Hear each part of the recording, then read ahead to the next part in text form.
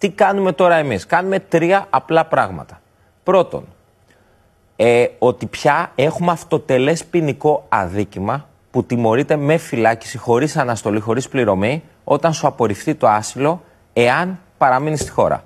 Άρα, αυτός από τις δομές μας θα πηγαίνει στο αυτόφορο, θα καταδικάζεται και θα μπαίνει φυλακή. Και έχεις μια δυνατότητα υφόρον απόλυση, να συνεργαστείς, να φύγεις έξω.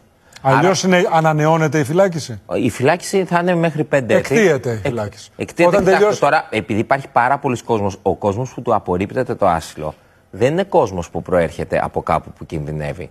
Το να μπει, κύριε Στάθη, κάποιος σε μια λογική ότι εγώ θα μείνω 5 χρόνια φυλακή ή θα πω συνεργάζομαι να πάω στο Πακιστάν, μην νομίζουμε ότι υπάρχουν πολλοί που θα πούνε ναι. Γιατί εκεί τον υποχρεώνεις, γιατί στερείται η ελευθερία του. Δεύτερον, καταργείται κάθε νομιμοποίηση μεταναστών. Πολλοί μετανάστες τώρα τι κάναν? Κάναν την εξής χρήση. Στο τέλος της ημέρας θα μπω, θα είμαι παράνομος και κάποια στιγμή η πολιτεία σε κάποια χρόνια. Στα 7 χρόνια που ήταν. Έγινε ad hoc για 3 χρόνια. Πλέον του λες ότι κύριε, άπαξ και μπεις παράνομα στη χώρα, θα είσαι πάντοτε παράνομα. Δεν μπαίνεις, δεν γίνεται να μπεις ποτέ. Και το τρίτο, μας δίνεται η δυνατότητα για να αποφύγουμε αυτό που σας είπα, της ηλεκτρονικής παρακολούθησης, το βραχιολάκι δηλαδή. Δηλαδή, τελειώνει η διαδικασία ασύλου. Τελειώνει η διαδικασία απορρίπτεται το άσυλο. Κανονικά λοιπόν. 30 μέρες έξω είναι. 30 μέρες πρέπει να σου δώσω. Τις 30 τις περιορίζουμε όπως μας δίνεται η δυνατότητα με το νέο κανονισμό στις μισές μέρες. 15 μέρες. Αλλά εκεί, επειδή θεωρώ πάρα πολύ πιθανό, γιατί γνωρίζεις την πορεία σου, αποκτώ τη δυνατότητα να έχω ηλεκτρονική παρακολούθηση, βραχιολάκι.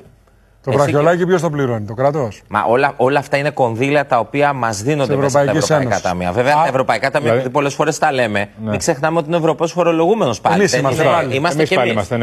Άρα αυτός λοιπόν με βραχιολάκι 15 μέρες που τελειώνει το άσυλο, του βάζετε βραχιολάκι και τον παρακολουθείτε. Τον παρακολουθούμε, ναι. Έχουμε τη δυνατότητα. Δεν το έχουμε δει ποτέ αυτό, θα γίνει αυτό. Όχι, είναι στο νομοσχέδιο το οποίο βγαίνει σήμερα στη διαβούλευση. Θα γίνει κάποια στιγμή αυτό δηλαδή. Στη διαβούλευση. Και παράλληλα επεκτείνουμε τη λεγόμενη διοικητική κράτηση. Σήμερα, με πολύ αυστηρούς όρους, μπορούμε να κρατήσουμε κάποιον. Τώρα αυτό το διευρύνουμε και η διοικητική κράτηση γίνεται ως 24 μήνες. Που σημαίνει χωρίς δικαστική απόφαση, με απόφαση του αστυνομικού διευθυντή, αν κρίνω ότι ο συγκεκριμένος είτε δεν μου δίνει χαρτιά, γιατί είναι το εύκολο, για να πω ότι είμαι από τυχή χώρα που δικαιούται άσυλο, γιατί πιστέψτε με, όποιος έρχεται από χώρα που ξέρει ότι θα πάρει άσυλο και τα διαβατήριά του έχει και όλα τα έχει. Ποιοι δεν έχουν αυτά τα χαρτιά στην πραγματικότητα? Αυτοί που δεν προέρχονται από καμία εμπόλεμη ζώνη και προσπαθούν να εκμεταλλευτούν τη δυνατότητα να υποβάλουν άσυλο και σου λέει και να μου απορριφθεί για 1 εξάμηνο. Εγώ κινούμαι και βλέπω τι κάνω.